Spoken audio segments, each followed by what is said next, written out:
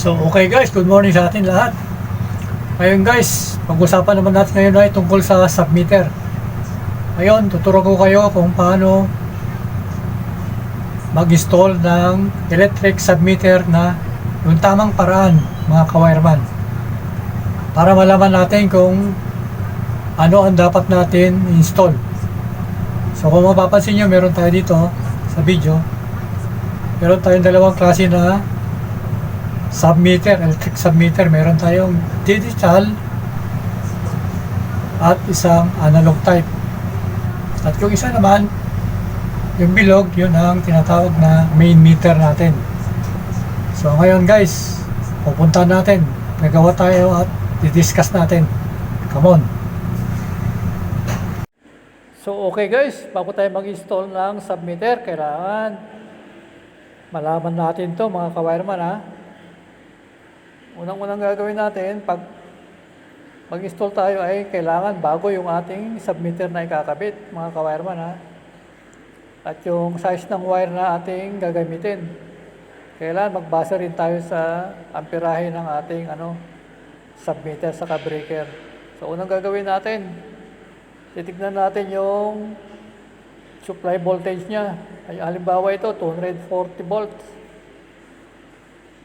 Tapos 30 amperes lang, mga ka-wireman ha, 30 amperes yung rating niya. Tapos 60 Hz. Malawa yung tignan natin yung selyado pa siya. Although itong sample natin ay nagamit na. Kailangan 0-0 yung kanyang meter. Ngayon, ang gagawin natin para malaman natin yung load na gagamitin natin, ilalagay natin yan sa 30 amperes. Yung 30 amperes natin, yan, yung submeter, saka yung ating circuit breaker. Kailangan 30 amperes din. Yan 30 amperes times sa 240 volts. Yan, ilalagay natin yung power factor. May multiply mo lang siya ng ganyan. So, ang magiging wattage na allowable dyan ay 7,200 watts. Ngayon, meron tayong sinusunod na 80% para sa breaker naman yan, mga ka-wireman. Yung 30 amperes magiging 24 amperes ang allowable, yung kaya niya. Ibig sabihin, hindi nalalagpas sa 30 amperes yan, mga ka-wireman. Yung 15 amperes, yung ilaw natin sa yung ating saksakan. Mga 10 outlet lang yan. Depende rin sa wattage ng inyong gagamitin. Yan lang mga ka-wireman. Maraming salamat. So next natin ay yung paano pag-wiring mga ka-wireman ha. So standby lang kayo mga ka-wireman. So okay guys, mapunta naman tayo sa pag-wiring. Yung simple wiring lang mga ka-wireman ha. Ito yung breaker natin galing sa sub-panel natin. Halimbawa sa main meter natin galing yan. May dalawang wire lang yan. Ang gagamitin natin ng wire ay yung 5.5. Pwede na yun mga ka-wireman. Ito yung line side ng ating submeter. Nalagay natin. Ikpitan lang natin ang paglagay para hindi tayo magkaroon ng problema mga ka-wireman ha. So, ang susunod naman yung pinaka line to niya. Halimbawa, line to line ka. Yan din ang forma ng line to line mga ka-wireman. Pwede rin yung line to ground na tinatawag. Pwede rin yan. Ilalagay mo rin dun sa ating submeter para, siyempre, para umikot naman yung ating submeter, di ba? So, ang susunod naman yung pinaka load side. Ito naman yung diagram niya. Mga ka-wireman, hindi ka malilito niya, no? Meron siyang line side at yung kung saan nakalagay yung load side. Yung load side natin, yung ilaw sa yung isang saksakan natin, ginawa natin mga ka-wireman. Susunod naman yung wiring naman ng ating load side. Pinaka line side ng ating MCB. MCB ginamit natin mga ka-wireman dahil mas maganda itong gamitin kaysa yung plain na circuit breaker para mas madaling mag-trip. So, higpitan lang muli natin na ganyan yung ating line side ng ating breaker. Yan ang papunta sa ating load side. Pitan din natin yung nasa submeter natin, mga ka-wireman ha. Yan, tapos na tayo. Ngayon, susunod naman yung pinaka line 2 niya. Or neutral, kung tawagin. Pag line 2, neutral ang, ano mo, ang linya mo.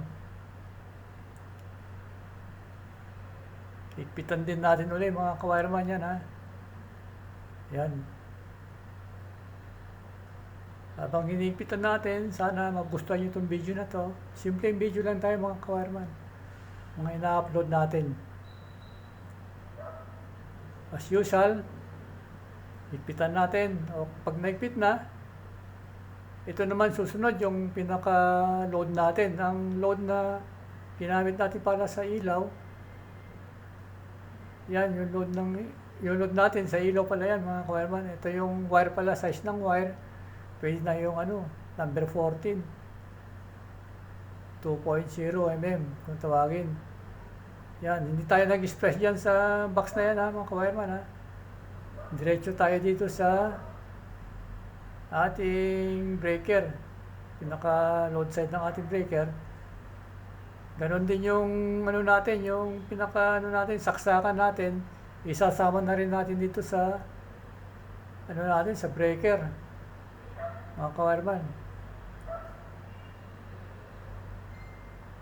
Kagandaan nito ka-wireman, pag sinama natin, halimbawa nagkaroon ng problema yung saksakan, dito lang tayo magbubukas sa may breaker. Dito lang natin titignan. Kaysa pag ni-splice natin dito sa box, pag nagkaroon ng problema, halimbawa short circuit, nasunog yung wire, baka madama yung wire ng ating saksakan.